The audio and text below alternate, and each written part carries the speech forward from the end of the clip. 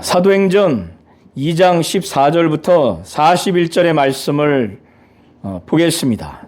오순절날 120여 명이 오직 기도에 전심전력한 후에 하나님께서 그 120여 명 각각에게 성령이 임하게 하셔서 성령을 부어주셔서 그들이 성령 충만함을 받고 성령이 말하게 하심을 따라 방언을 말했습니다. 방언은 자기 영이 하나님께 비밀을 말하는 거예요. 사람에게 말하지 않냐고 사람은 알아들을 수가 없습니다. 하나님이 그 방언을 듣게 해 주시는 자에게만 방언 통역의 은사를 준 자와 또 경건한 유대인들이 각각 자기의 국가의 언어로 하나님이 들려주시도록 한 자들에게만 그것이 무슨 의미인지 이해할 수가 있습니다. 120여 명이 방언 기도를 막 했을 때 경건한 유대인들이 각국에 모여서 그 방언 소리 때문에 모였다가 자기들의 그 국가의 언어로 듣게 되니까 이들이 당황하고 놀랍니다. 모두가 다 공통적으로 들은 이 방언의 내용은 하나님의 큰 일을 말하는 내용이었어요. 그들이 당황하고 놀랬습니다. 그래서 서로 이거 어찌된 일이냐? 어찌된 일이냐? 그런데 매우 완악하고 부정적인 사람들, 방언 소리로만 들렸던 사람들은 그걸 조롱합니다. 그래서 새술 취했다고. 고린도 전서 14장 24절에도 보면 사도 바울이 교회에서 모두가 다 방언을 말하게 되면 알지 못하는 자들이나 믿지 아니한 자들이 들어와서 너희를 미쳤다 하지 아니하느냐? 온 교회가 함께 모여 다 방언으로 말하면, 그러니까 믿어도 방언에 대해서 알지 못하고 믿지 아니한 자들이 이 소리를 들으면 그 방언 기도하는 사람들이 얼마나 성령 충만해서 몰입해서 기도합니까? 그 미친 사람처럼 보이는 거예요. 지금 조롱하는 자들도 새술 취했다고 그렇게 조롱하니 베드로와 사도들이 하나님이 성령을 부어주셔서 방언을 말한 이 성령의 역사, 하나님이 역사하신 이 상황을 그들이 그렇게 조롱하니, 새술 취했다고 하니 사도 바울이 이걸 그냥 지나갈 수가 없는 거예요. 그래서 사도 베드로는 이 상황이 어떤 상황인지 성경을 근거로 해서 이거를 설명을 해야 되겠다.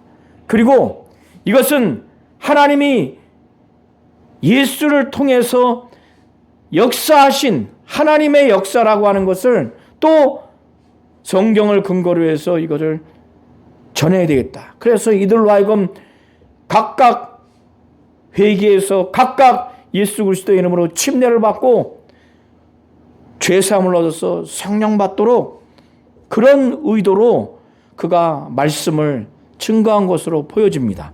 그래서 베드로가 11 사도와 함께 서서 소리를 또 폈어요. 유대인들과 예루살렘에 사는 모든 사람들아, 이 일을 너희로 알게 할 것이니 내 말에 귀를 기울이라.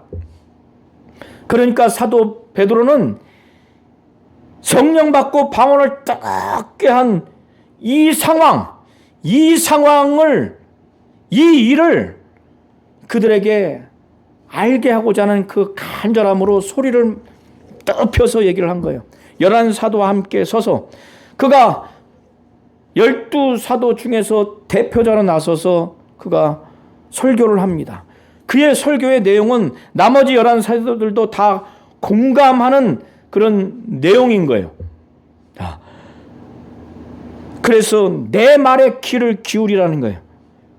우리 성도님들이 하나님의 말씀을 설교를 통해서 들을 때 제일 중요한 게 설교자가 하나님의 뜻을 전하려고 할 때 그 전해서 알게 하고자 하는 설교자를 신뢰하고 그 말에 귀를 기울여야 됩니다. 그게 중요한 거예요.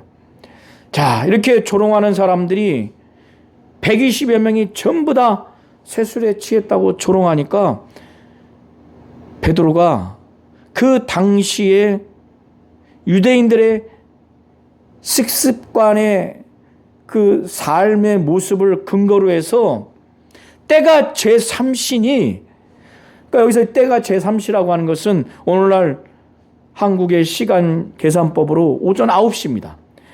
유대 랍비 문헌에 보면 이 당시에 식사를 10시경에 했다고 합니다. 그런데 이때는 9시인 거예요.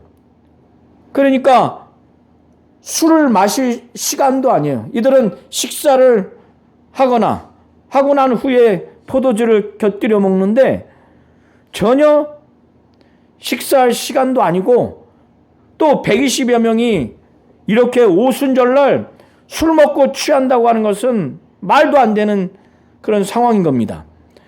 지금 베드로는 때가 제3시니 너희 생각같이 이 사람들이 취한 것이 아니다. 그러면 이 상황은 어떤 상황이냐?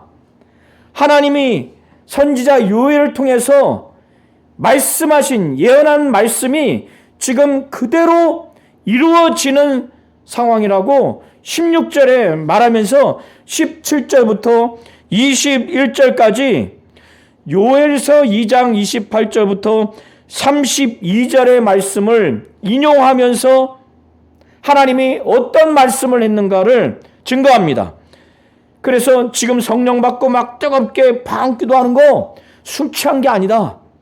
때가 제3시 오전 9시인데 너희 생각같이 술 취한 게 아니고, 이 현상은 하나님이 선지자 요엘을 통해서 말씀하신 그 예언의 말씀이 이루어지는, 성취되는 지금 상황이라고 지금 말하는 거예요. 하나님이 지금 이루시는 현상이라고 지금 말하는 겁니다. 그러면서 요한일서 2장 28절부터 32절의 말씀을 인용하면서 베드로가 말하기를, 하나님이 말씀하시기를, 이 요엘서 2장 28절부터 32절, 그리고 요엘서 2장을 보면 이 하나님은 거기에 여호와로 나와 있습니다.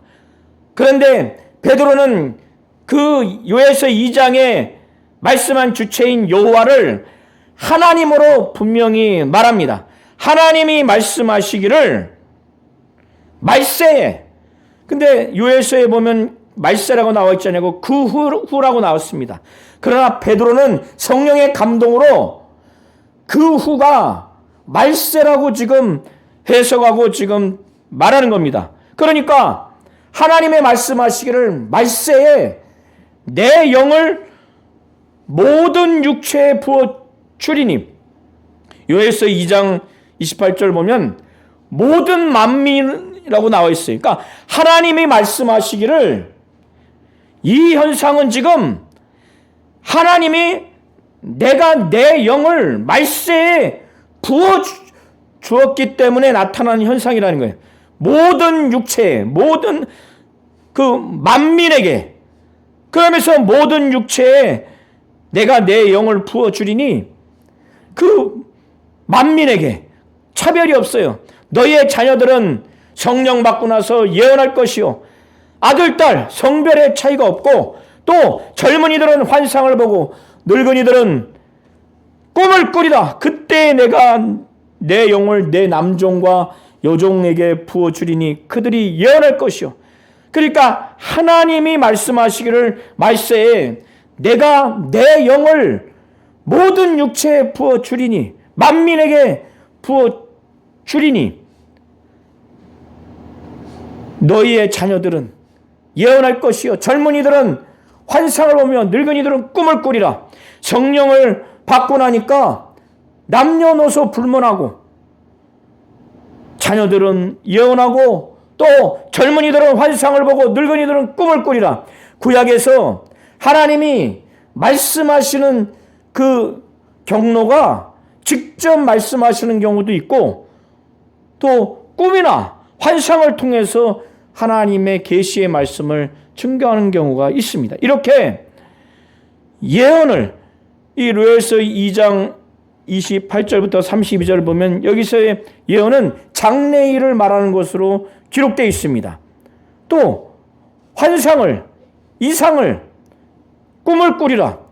그러니까 예언, 장래일을 말하는 것과 꿈, 또 환상, 곧 이상, 성령 받고 나서 이런 것들이 각 부류의 사람들에게 나타난다는 거예요. 또 주인뿐만 아니라 종이라 할지라도 하나님은 내가 내 영을 내 남종과 여종들에게 부어주리니 그들이 예언할 것이요. 그리고 19절부터 20절을 보면은 또 내가 위로 하늘에서는 기사를 아래로 땅에서는 징조를 베풀리니 곧 피와 불과 연기로다. 주의 크고 영화로운 날이 이르기 전에 해가 변하여 어두워지고 달이 변하여 피가 되리라. 이 부분은 학자마다 해석이 다양합니다. 어떤 부분은 예수께서 십자가에 못 박혀 돌아가셨을 때 나타나는 현상으로서 해가 변하여 어두워졌다 이렇게 해석하는 학자도 있고, 또 예수께서 흘리신 피를 또 19절에 보면 피로 적용하는 학자도 있습니다. 그런데 많은 학자들은 20절에 주의 크고 영화로운 날이 이르기 전에 해가 변하여 어두워지고 달이 변하여 피가 되리라. 이것은 주님이 다시 재림하시는 종말에 일어날 현상으로 이렇게 해석을 하기도 합니다. 그래서 19절과 20절은 학자마다 해석이 분분합니다. 그래서 참고는 하되 있는 그대로 19절, 20절을 잘 보시면 좋겠고, 학자들의 해석은 참고만 하시면 좋겠습니다. 그래서 이제 베드로는 21절에 누구든지 주의 이름을 부르는 자는 구원을 받으리라. 요엘서 2장 28절부터 32절의 말씀을 인용하면서 그가 말하고자 하는 바는 지금 성령 받고 방언을 말하고 어떤 사람들에게는 각국 언어로 하나님이 들려주시게 하고 어떤 사람은 방언 소리로만 들려서 조롱하면서 새술 취했다고 하는 이 현상이 술 취한 게 아니다. 때가 제3시 오전 9시인데 너희 생각같이 술 취한 게 아니다. 이것은 하나님의 선지자 요엘을 통해서 말씀하신 바가 이루어진 것이라고 말하면서 요엘서 2장 28절부터 32절의 말씀을 갖고 인용합니다. 하나님이 말씀하시기를 말세에 내 영을 내가 모든 육체에 부어 주었기 때문에 나타나는 현상이라고 말해요. 하나님이 직접 내 영, 성령을 모든 사람에게 부어 주셨다고 말하는 겁니다. 이게 핵심이에요. 그런데 그때가 말세이기 때문에 그 말세는 심판과 구원이 이제 도래하는 마지막 때예요. 예수의 초림부터 예수의 재림까지가 사실 넓게는 말세입니다. 베드로는 그것을 좀 더 좁혀서 성령이 임하시는 그때 바로 말세에 성령이 임하도록 그렇게 하나님이 예언했다는 겁니다. 이제 주의 크고 영화로운 날 20절에 보면 이 주의 크고 영화로운 날이 요엘서에 보면은 요엘서 2장 31절 보면 여호와의 크고 두려운 날이라고 이렇게 돼 있어요. 그러니까 여호와의 크고 두려운 날, 여호와의 주의 크고 영화로운 날, 그날은 심판의 날이기 때문에 두렵고 그날은 구원의 날이기 때문에 영화로운 날입니다. 자, 그러기에 하나님이 요엘 선지자를 통해서 누구든지 주의 이름을 부르는 자는 구원을 받으리라, 이렇게 예언을 했다고 베드로가 지금 말씀을 증거하는데, 요엘서 2장 32절에는 누구든지 여호와의 이름을 부르는 자는 구원을 얻으리니 이렇게 되어 있습니다. 여호와의 이름. 그런데 베드로는 주의 이름을 부르는 자는 구원을 받으리라 이렇게 말합니다. 여호와의 이름과 주의 이름을 지금 똑같이 지금 등치시키는 겁니다. 같게 여기는 거예요. 그것은 여기서의 주의 이름은 예수의 이름입니다. 그러니까 여호와의 이름, 하나님 아버지를 말하는 여호와의 이름과 예수의 이름인 주의 이름을 같게 여기는 것은 예수가 하나님 아버지와 같이 하나님이라는 그 존재로 지금 전제로 하고 지금 말하는 겁니다. 하나님 아버지와 예수가 똑같다고 하는 것이 아니라 하나님으로서 지금 성부, 성자, 성령은 각각 위격, 인격이 다르지만 하나님인 것처럼, 하나님으로서 동등한 것처럼 바로 그걸 말하는 겁니다. 자,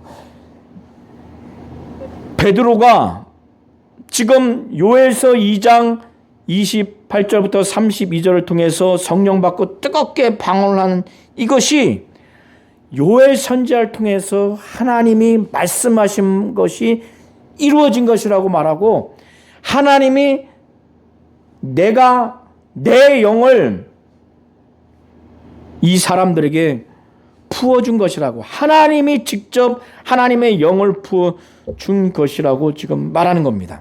근데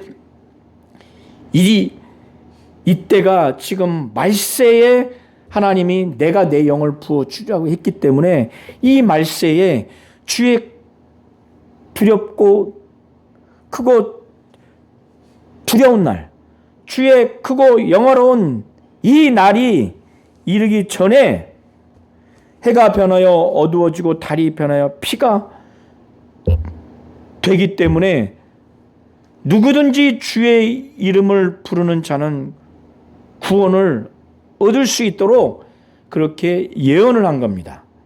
자, 그런 다음에 여기까지 이해하셨죠? 하나님이 선지자 요엘을 통해서 예언을 한 것이 이루어진 장면인데, 하나님이 말세가 돼서 자신이 직접 자기의 영 성령을 부어준 것이라고. 그리고 이때는 모두가 다 주의 이름, 예수의 이름을 믿고 영접해서 주의 이름을 부르는 자가 돼서 구원을 얻으라고 하는 그 메시지로 지금 하나님이 선지자 요엘을 통해서 말씀한 거고, 베드로도 역시 그런 메시지가 내포되어 있는 상태에서 이 말씀을 인용한 겁니다. 자, 그런 다음에 하나님이 선지자 요엘을 통해서 성령 말씀하신 것이 이루어졌는데, 바로 하나님이 자신이 직접 내 영 성령을 부어주셨는데, 이것이 어떻게 하나님이 그렇게 역사하셨는가를 이제 22절부터 36절까지 이제 베드로가 증거하는데, 여기서의 핵심 그 골자는 무엇이냐면, 하나님이 예수를 이 땅에 보내셔서 그를 큰 권능과 기사와 표적으로 행하게 하셔서 이 예수를 유대인들 가운데 증언하셨어요. 그리고 하나님의 창세 전에 그의 뜻, 그가 미리 예수가 죽음에 넘겨질 것을 미리 아신 상태에서 넘겨주셔서 하나님의 주권하에서, 하나님의 계획하에서 예수가 죽음에 넘겨지고, 그리고 하나님이 예수를 살리셨고 하나님이 예수를 다시 그의 보좌 우편, 하나님 우편에 하나님이 다시 승천하게 하셔서 비로소 예수가 주가 되시고 그리스도가 되게 하심으로 주가 되시고 그리스도가 되신 이 예수가 하나님 보좌 우편에서 하나님 아버지께 성령을 받아서 이 120여 명에게 성령을 부어주셨다고 하는 것이 바로 그 골자입니다. 이해하시겠죠? 그래서 이 얘기를 이제 22절부터 하는 겁니다. 이스라엘 사람들아, 이 말을 들으라. 어떤 말을 들으는가? 너희도 아는 바와 같이, 이 유대인들이 다 아는 바가 있는데 그게 무엇인가 하면 예수께서 큰 권능과 기사와 표적을 행한 이 사실들을 이들은 이미 다 알고 있어요. 그런데 그것은 하나님이 예수로 말미암아 큰 권능과 기사와 표적을 너희 가운데서 베푸신 것인데 그렇게 함으로 인해서 너희 앞에 이 예수를 증언했다는 거예요. 이 예수가 어떤 자인가?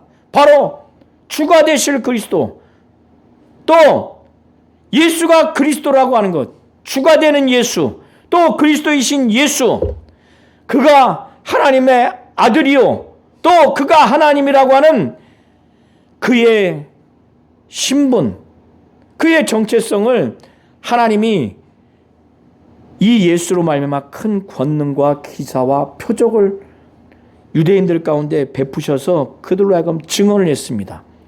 하나님이 직접 예수를 그들에게 증언을 한 거예요. 그리고 예수가 십자가에 못 박혀 피 흘려 죽는 죽음이 이미 창세전에 하나님의 뜻대로 이미 죽기로 작정되어 있다는 거예요. 그리고 하나님이 그의 예수의 죽음을 미리 아셨다는 거예요. 그래서 내어 주었다는 겁니다. 자, 23절이 그 내용이에요. 그가 곧 예수가 하나님께서 정하신 뜻과 미리 아신 대로, 그러니까 하나님은 예수가 죽음에 넘겨질 것에 대해서 이미 창세전에 정하셨어요. 그의 정하신 뜻에 따라 죽음에 넘겨진 겁니다. 그리고 예수가 죽음에 넘겨질 것을 이미 하나님은 아셨어요. 이 두 가지로 인해서 넘겨졌는데 이 유대인들은 율법이 없는, 법이 없는 이방인, 로마 사람들의 그 손을 빌려서 이 예수를 십자가에 못 박아 죽였습니다. 이 유대인들은 이렇게 악행을 저지른 거예요. 그러나 본질적으로 예수의 죽음은 하나님의 정하신 뜻과 하나님이 미리 아신 바대로 하나님이 내어준 겁니다. 왜 유대인들이 십자가에 못 박혀서 죽는 죽음에 처하도록 했는가? 신명기에 보면은 나무에 달린 자마다 하나님께 저주받은 자로 기록되어 있습니다. 그러니까 예수가 자신이 하나님의 아들이라고, 하나님으로부터 왔다고, 자기의 아버지가 하나님이라고 함으로 인해서 자기를 하나님이다, 하나님과 동등된 자로서 이런 유로 표현을 하니까 그들이 하나님께 저주받아 죽은 자로 낙인시키기 위해서 치욕적인 그 굴욕적인 죽음으로써 십자가 처형을 하도록 그렇게 한 겁니다. 그런데 이 죽음 역시도 하나님의 정하신 뜻과 하나님이 미리 아신 바대로 내어준 바, 죽음에 내어준 바 되었죠. 그러나 그의 죽음뿐만 아니라 부활 역시도 하나님이 예수를 사망의 고통에서, 사망의 끈에서 풀어 살리셨어요. 왜냐? 그가 사망에 매여 있을 수 없기 때문에. 그러니까 잘 보세요. 하나님이 예수를 유대인들 가운데 직접 증언했어요. 예수로 말미암아 큰 권능과 기사와 표적을 하나님이 그들에게 베푸심으로 해서 그들 가운데 예수를 증언했어요. 예수의 죽음도 하나님이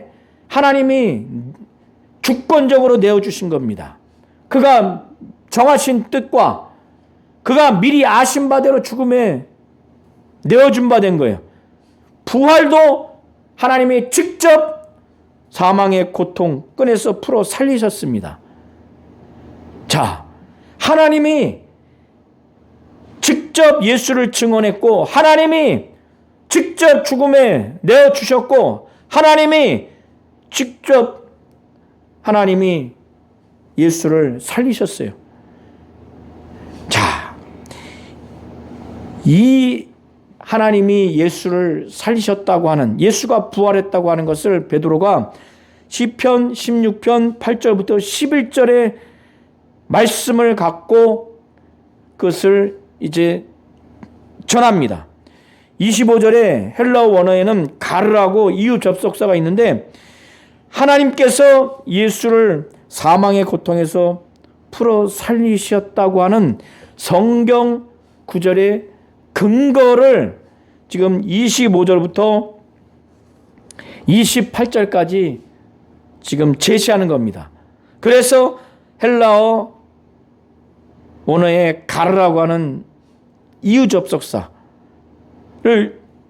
지금 제시하면서 그 근거를 둡니다.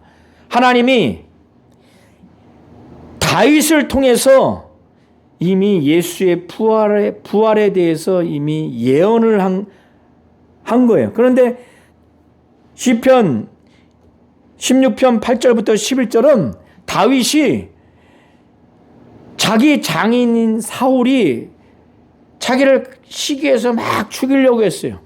그 고통을 그가 겪고, 자기 아들인 압살롬이 반역한 것을 겪고, 이런 걸 겪으면서 그가 그럼에도 불구하고 하나님은 자신을 늘 지켜주실 것이고, 자기를 음부 가운데 버리지 아니하고 자기를 썩음을 당하지 않게 하시고 생명의 길로 내게 보이셨다고, 내게 기쁨이 충만하다고 하는, 그렇게 어려움을 겪고 있는 다윗이 그러나 하나님 앞에 하나님에 대해서 매우 확신 있는 고백을 하는 내용입니다. 하나님이 내 우편에 계시다. 항상 내 앞에 계신 줄을 내가 봤다.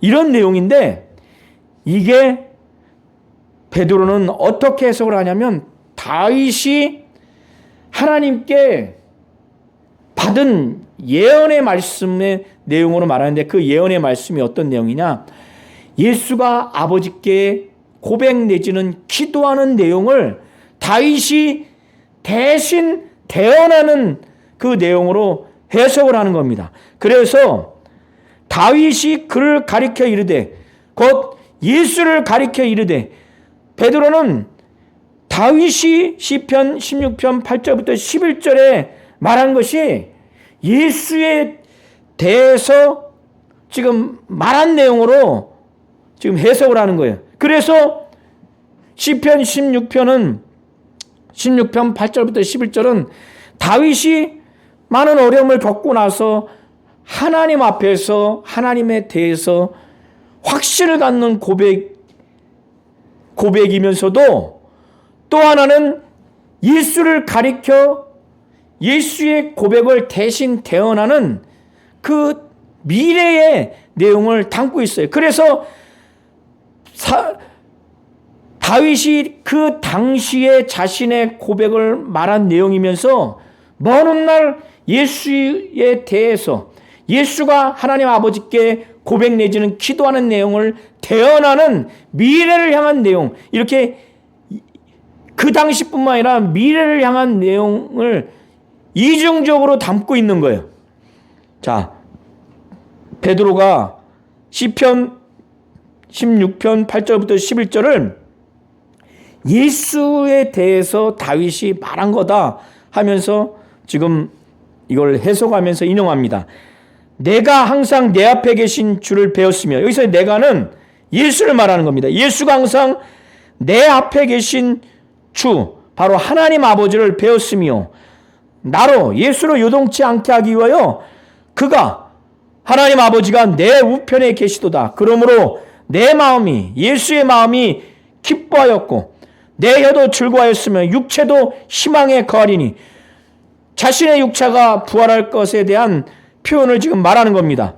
이는 내 영혼을, 예수의 영혼을 음부에 버리지 아니하시며 주의 거룩한 자로 썩음을 당하지 않게 하실 것이미로다. 자기가 부활할 것에 대해서 지금 말한다는 거예요. 주께서 생명의 길을, 하나님 아버지께서 생명의 길을 내게, 예수에게 보이셨으니 주 앞에서, 하나님 아버지 앞에서 내게 기쁨이 충만하게 하시리로다. 이렇게 베드로는 다윗이 예수에 대해서 가리켜 말한 것이라고 지금 말합니다. 그러면서 이 부분에 대해서 베드로가 또 해석을 해요. 형제들아, 내가 조상 다윗에 대하여 담대히 말할 수 있느니 다윗이 죽어 장사되어 그 묘가 오늘까지 우리 중에 있도다. 그러니까 이게 무슨 말이냐면, 지금 시편 16편 8절부터 11절의 내용은 다윗을 두고 말한 게 아니다. 내가 조상 다윗에 대해서 내가 담대히 말할 수 있다. 지금 시편 16편 8절부터 11절 베드로가 인용한 것은 다윗이 예수를 가리켜 말한 것인데, 내가 조상 다윗에 대해서 말하는데 다윗은 지금 죽었고 그가 지금 장사되어서 그 묘가 오늘까지 있는데, 지금 부활한 대상이 지금 다윗이 아니고 바로 예수다, 예수. 즉 그걸 말하기 위해서 29절에 말하는 겁니다. 그러면 이 다윗이 시편 16편 8절부터 11절의 내용을 다윗이 예수를 가리켜 말했는데, 그러면 이 다윗은 지금 부활의 대상이 아니고, 부활한 자가 아니고 그는 선지자다. 선지자로서 하나님께서 맹세하면서 자기에게 지금 말씀하신 바가 있는데, 그게 무엇인가 하면은 30절에 보면 그는 선지자라, 다윗은 선지자라. 선지자이기 때문에 시편 16편 8절부터 11절을 지금 예수의 부활과 승천해서 하나님 보호자 우편에 지금 계신 것을 하나님이 영안으로 그걸 보여주셨다는 거예요. 그는 선지자라. 하나님이 이미 맹세하사, 다윗에게 맹세해서 그 자손 중에서, 다윗 자손 중에서 한 사람을 그 위에 앉게 하리라 하심을 알고, 그러니까 하나님 아버지가 다윗에게 맹세하면서 내 자손 중에서 한 사람을 그 위에 앉게 하리라 이렇게 맹세했다는 거예요. 다윗은 그것을 알고 하나님이 영안을 보여주게 하셔서 미리 봤다는 거예요. 미리. 그래서 예수가 죽으시고 부활하시고 하나님 보좌 우편에 앉게 될 것을 이미 영안으로 봤다는 거예요.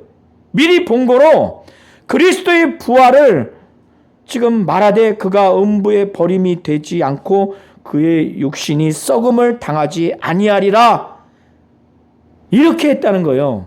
그러니까 다윗이 지금 시편 16편 8절부터 11절을 베드로가 예수의 부활을 두고 해석한 것은 다윗은 선지자인데 하나님이 그에게 맹세하면서 내 자손 중에 한 사람을 그 위에 앉게 하리라. 바로 하나님 보좌 우편 그 위에 앉게 하리라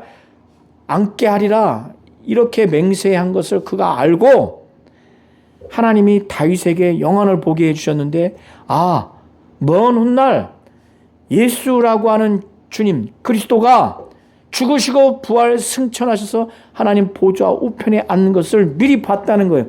그래서 그걸 미리 보고 미리 본 거로 그리스도의 부활을 시편 16편 8절부터 11절을 말했다는 거예요. 그리스도의 부활을 말하되 그가 음부에 버림이 되지 않고 그의 육신이 썩음을 당하지 아니하리라. 이렇게 했다는 거예요. 그게 지금 27절의 내용을 또 해석을 하는 겁니다. 하나님이 다윗을 통해서 그렇게 예언을 해서 다윗이 그리스도의 부활을 말했는데 그가 음부에 버림이 되지 않고 그의 육신이 썩음을 당하지 아니하시리라 이렇게 말했는데 이렇게 하더니 정말 하나님이 다윗을 통해서 예수의 그 부활을 말씀하시더니 하나님이 오른손으로 예수를 높이셨다는 거예요. 높이셨다는 겁니다. 여기서의 헬라어 원문의 의미는 하나님 우편에 예수를 높였다는 그런 내용이에요. 그러니까 하나님이 오른손으로 예수를 높이매 하나님 보좌 우편에 예수를 부활 승천하게 하셔서 하나님 우편에 앉도록 그렇게 했다는 겁니다. 하나님 우편에 앉은 그런 존재는 하나님과 동등한 존재, 하나님으로서 동등한 존재인 예수 외에는 아무도 없는 거예요. 하나님이 가장 영광스러운 그 자리, 바로 우편에 앉혔다고 하는 것은 하나님으로서 하나님 아버지와 같이 하나님인 존재가 앉아야 할 자리입니다. 최고의 자리, 최고의 권위의 자리. 하나님의 최고의 자리, 최고의 권위의 자리. 누가 앉습니까? 천사도 앉을 수가 없어요. 인간도 앉을 수 없어요. 바로 성부, 성자, 성령 한 위격인 바로 예수만이 그 자리에 앉을 수 있는 거예요. 하나님이 예수를 그렇게 우편에 앉은 것은 바로 이 예수가 하나님이라는 거예요. 바로 주님이라는 겁니다. 그리고 구원자 그리스도라고 하는 것을 지금 나타내는 거예요.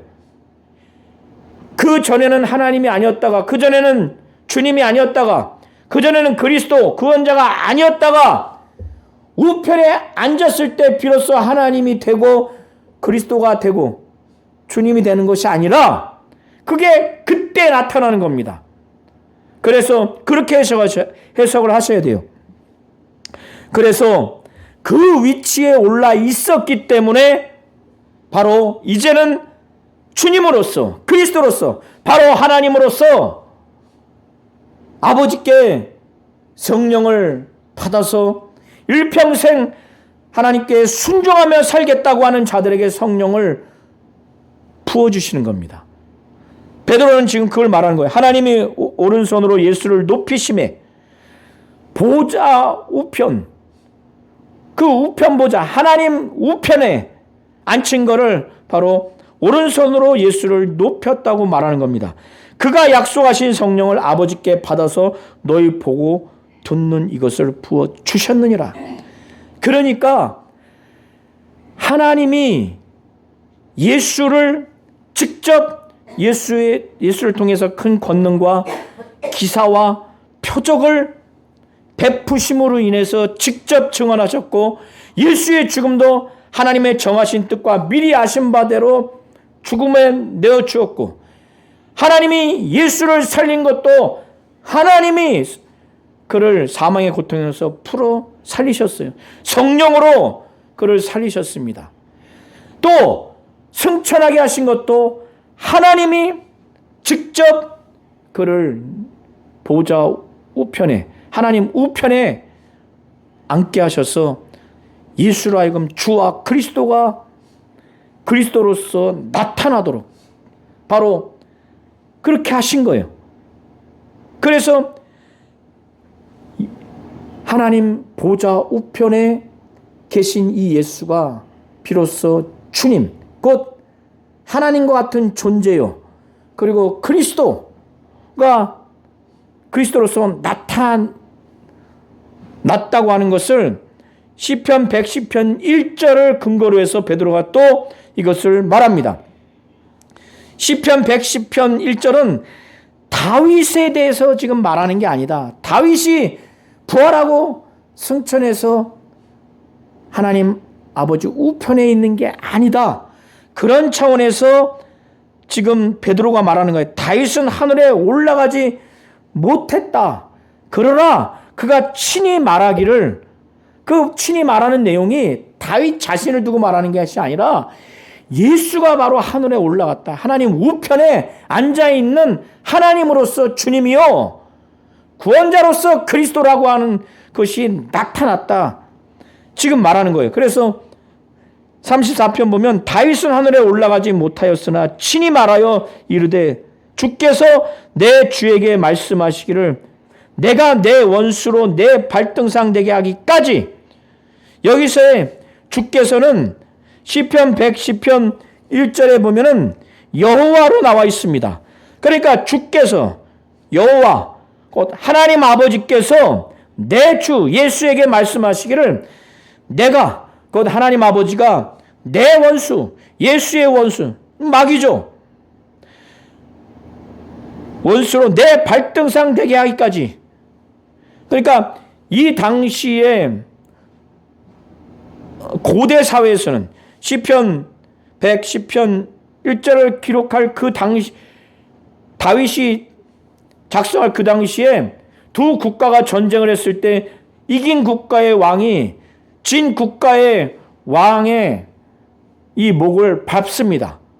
그게 승자가 패자한테 하는 행위예요. 그러니까 예수께서 하나님 아버지가 예수에게 내 원수로 내 발등상 되게 하기까지, 완전히 짓밟아서 패배하기까지 너는 내 우편에 앉아 있으라, 심판하기까지 너는 내 우편에 앉아 있으라 하셨도다 하였으니. 그러니까 이것은 다윗에 대해서 말하는 것이 아니라 예수가 지금 하나님이 오른손으로 높이심에 바로 하나님 우편에 앉게 하셔서 하나님으로서 주님, 구원자로서 그리스도의 그 신분이 나타나도록, 그것이 지금 36절에 보면은 그런즉 이스라엘 온 집은 확실히 알지니. 그러니까 여기까지 말한 다음에 확실히 알라.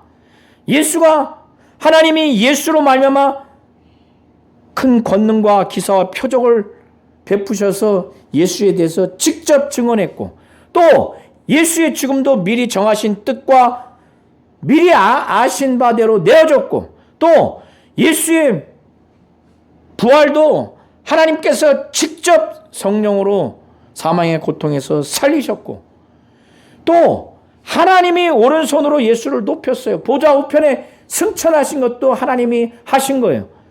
바로 하나님으로서 주님, 구원자로서 그리스도로서 바로 그게 나타내시는 모습입니다. 여기까지 말한 다음에 베드로가 그런즉 이스라엘 온 집은 확실히 알지니 너희가 십자가에 못 박은 이 예수를 하나님으로서 주님이요 구원자로서 그리스도로서 나타내신 이 하나님이 이렇게 하셨는데, 지금 너희가 십자가에 못 박은 이 예수에 대해서 너희가 십자가에 못 박았다는 거예요. 그런데 이 예수를 하나님이 주와 그리스도가 되게 하셨다. 이게 아주 중요한 겁니다. 하나님이 주와 그리스도가 되게 하셨는데 그런 예수를 너희가 죽였다. 그러나 하나님은 너희가 십자가에 죽인 이 예수를 하나님 아버지가 하나님으로서 주님, 구원자로서 그리스도로서 나타내게 하셨다는 거예요. 여기서 되게 하셨다고 하는 것은 그런 의미로 받아들이셔야 됩니다. 보좌 우편에 있기 전에는 하나님이 아니었다가 하나님으로서 주님이 아니었다가 또 구원자로서 그리스도가 아니었다가 비로소 보좌 우편에 올라가서 그때 하나님으로서 주님이 되신다거나 또 구원자로서 그리스도가 되신 게 아니에요. 이미 하나님으로서 주님이요 구원자로서 그리스도이지만 그때 하나님이 나타내신 거예요. 즉 위하신 겁니다. 그러니까 어떻습니까? 왜 이것을 베드로가 말했습니까? 오순절날 막 성령 받고 방언 말하고 그들이 막 놀라고 당황한 사람들, 하나님의 큰 일을 우리의 언어로 든 거 이게 어떻게 된 거냐, 어떻게 된 거냐 이렇게 반응한 사람들과 또 완악해서 조롱하면서 새술 취했다고 하는 이런 사람들에게 이 상황을 지금 알게 하기 위해서 베드로는 이것은 술 취한 게 아니다. 때가 제3시인데 너희 생각같이 술 취한 게 아니다. 이것은 하나님이 선지자 요엘을 통해서 말씀하신 것이 이루어진 거다. 그러면서 하나님이 그 베드로가 요엘서 2장 28절부터 32절을 인용하는 거예요. 하나님이 말세에 내가 내 영을 모든 육체에 만민에게 부어 주었기 때문에 지금 나타난 현상이다. 지금 말세다.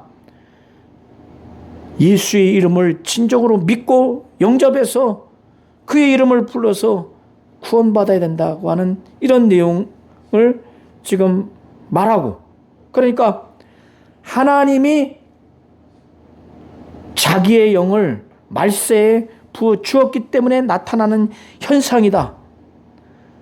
지금 그걸 말한 거예요. 그리고 이 말세에 구원을 받아야 된다. 예수의 이름을 믿고 영접하고 불러서 구원을 받아야 된다. 그런 다음에 하나님이 내가 내 영을 부어줬는데 그것을 자세하게 말하는 거예요. 예수를 통해서 그게 이루어졌다는 거예요. 하나님이 예수를 통해서 그렇게 역사하셨기 때문에 하나님이 내가 내 영을 부어주었다는 거예요.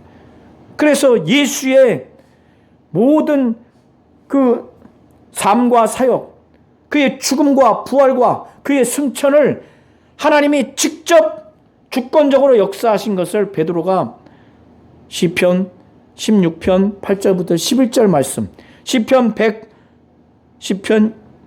1절의 말씀을 인용하면서 이걸 증거한 거예요. 그 예수가 어떠한 존재인가? 하나님 우편에 하나님으로서의 주님, 구원자로서의 그리스도로서 하나님 아버지가 나타내셨기 때문에 그 주님과 그리스도로서 하나님 아버지께 약속한 성령을 받아서 통치자로서 그를 지금 120여 명에 부어주셨기 때문에 지금 나타난 현상이다. 그런데 하나님이 이 예수를 보내셨는데 너희가 십자가에 못 박아 죽였다. 그러나 이 예수를 하나님은 주와 그리스도가 되게 하셨다. 이 메시지를 증거하니까 그들이 이 말을 듣고 이 영감 있고 정말 설득력 있고 감동 있는 설교를 듣고 거기에 모인 수많은 사람들 3천여 명이 이 말을 듣고 이 3천 명이 정말 하나님이 직접 증언하시고 하나님이 죽음에 내어주시고 하나님이 살리시고 하나님이 승천하게 하셔서 주와 그리스도가 되게 하신 이 예수를 자신들의 민족이 십자가에 못 박아 아주 악하게 죽인 것을 듣고 이게 엄청난 죄악이다. 하나님이 하신 일을 결국 대적한 거죠. 주와 그리스도 되신 예수를 죽였으니 이들이 직접 하지 않았지만 이들의 민족이, 이들의 지도자가 한 것이 자신들의 죄악인 것처럼, 연대해서 그 죄악인 것처럼 엄청나게 고통스러워했어요. 그래서 그들이 이 말을 듣고 마음에 찔려, 여기서 마음에 찔렸다고 하는 것은 심장이 찢어질 정도의 고통을 겪어서 베드로와 다른 사도들에게 말하는 거예요. 형제들아, 우리가 어찌하면 좋을까? 그러니까 구원받기 위해서 너무너무 큰 죄악을 져서 구원받아야 되는데 어떻게 하면 되나? 우리가 어찌할꼬? 하니까 그때 베드로가 말합니다. 이제 이들의 반응을, 심령을 이제 알고 느낀 거예요. 그래서 회개해라. 회개하고 너희들 각각 예수 그리스도의 이름으로 침례를 받아라. 죄사함을 받기 위해서 침례를 받아라. 침례가 무엇입니까? 예수와 함께 옛사람이 죽고 예수와 함께 예수의 생명으로 다시 새 사람으로 산다고 하는 것을 고백하는데, 예수가 우리의 죄를 짊어지시고 저주를 담당하시기 위해서 죽으셨어요. 그는 하나님이고 하나님의 아들로서 의인이게 하나님이 성령으로 그를 살리셨어요. 이걸 믿고 예수와 함께 우리 옛사람을 장사 치내는 거예요. 그리고 물에서 올라올 때 예수와 함께 하나님의 생명, 예수의 생명으로 새 사람으로 사는, 예수와 함께 죽고 예수와 함께 사는, 예수와 연합되는 것을 고백하는 거예요. 이것은 죄사함을 얻기 위해서 침례를 받으라고 말하는 겁니다. 38절에 각각 예수 그리스도의 이름으로 침례를 받고 죄사함을 받으라고 하는 것은 죄사함을 받기 위해서 각각 예수 그리스도의 이름으로 침례를 받으라고 하는 그 의미예요. 원어의 의미는. 이렇게 되면은 회개하고 정말 예수와 함께 죽고 함께 사는 연합된 고백, 내 옛사람은 장사 지내고 내 죄와 내 저주가 정말 예수께서 다 담당하셨고 예수가 하나님이고 하나님의 아들로서 의인이요, 또 그가 하나님이 성령으로 예수를 살리셨다는 걸 믿고, 그래서 완전히 침례받는 진정한 믿음의 고백을 하면 어떻습니까? 죄사함을 받아요. 그러면 성령의 선물을 받는다는 거예요. 성령의 선물이라는 것은 성령을 바로 선물이라고 말하는 겁니다. 이렇게 죄사함 받고 이 성령 받는 것은 이제는 특정한 사람만이 아니라 이 약속은 너희와 너희 자녀, 유대인뿐만 아니라 모든 먼데 있는 사람, 디아스포라 유대인뿐만 아니라 이방인, 모든 먼데 있는 사람, 곧 우리 하나님이 얼마든지 부르시는 자들에게 하신 것이라 하고 또 여러 말로 확실히 증언하며 권했어요. 여기서 여러 말로 확실히 증언하면서 뭐 구약의 말씀도 증거했을 수도 있고, 예수 그리스도의 이름으로 침례받는 게 무엇인지 아마 이때도 가르쳤을 수도 있을 겁니다. 가르쳤을 가능성이 높아요. 그렇기 때문에 그들이 그 다음에 보면은 침례를 바로 받잖아요. 3,000명이나. 그러니까 예수 그리스도의 이름으로 침례를 받는 이 의미가 무엇인지, 침례 의식에 대해서도 아마 설명을 했을 겁니다. 또 여러 말로 확증하며 권하여 이르되 너희가 이 패역한 세대에서, 이 유대인들 예수를 그렇게 죽인 아주 패역한 세대입니다. 이 패역한 세대에서 구원을 받으라고 하니까 그 들은 자들이 이 베드로를 통해서 말씀한 성령이 하시는 말씀을 이들이 다 받아들였어요. 귀로만 듣는 것이 아니라 진정으로 받아들여서 그들이 침례를 받으니까 이날에 침례받은 신도의 수가 3,000이나 더했습니다. 여기에는 기록되어 있지 않지만 대부분이 어찌 보면 3,000여 명 전원이 성령 받았을 겁니다. 아니면 대다수가 성령을 받았을 거예요. 여기 기록되어 있지 않지만 정황이 그렇게 볼 수가 있습니다. 우리 성도님들 다시 한번 사도행전 2장 14절부터 41절을 잘 보시면서 오순절날 성령 받고 막 방언 말하는 게 하는 이 주체가 누군가? 바로 하나님이에요. 그런데 그것은 하나님이 예수의 이 땅에 성육신 하실 때 그를 직접 증언하시고 그의 죽음과 그의 부활과 그의 승천도 하나님이 주권적으로 역사하셨다는 것. 하나님이 예수를 하나님으로서 주님과 구원자로서 그리스도로 나타내셨기에 바로 이 예수가 그 위치에서 아버지께 성령을 받아서 부어주셨다는 것을 이 골자, 이 구조로 잘 보시기 바랍니다. 오순절 날 성령이 임해서 방언말하고 막 초대교회 교회의 기초가 되는 이 성령에 임하시는 사건은 하나님이 직접 역사하신 사건이요, 또 예수를 통해서 역사하신 사건이어서 예수가 이 땅에서 하나님이 예수를 통해서 큰 권능과 기사와 표적을 나타내서 예수를 증언하셨고, 예수의 죽음과 예수의 부활과 예수의 승천도 하나님이 직접 역사하신 것을 이해하시고, 하나님이 직접 주권적으로 역사하셨고, 예수 그리스도의 그 공생의 사역과 죽음과 부활과 승천, 이 예수 그리스도와 관련된 것을 잘 이해하셔야 바로 이 초대교회의 탄생의 기초가 된 성령의 역사를 우리가 아주 본질적으로 이해할 수 있는 겁니다. 하나님의 주권적인 역사지만 누구를 통해서 역사하는가? 하나님이 예수를 통해서. 이걸 잘 보셔서 다시 한번 꼭 읽으셨으면 좋겠습니다.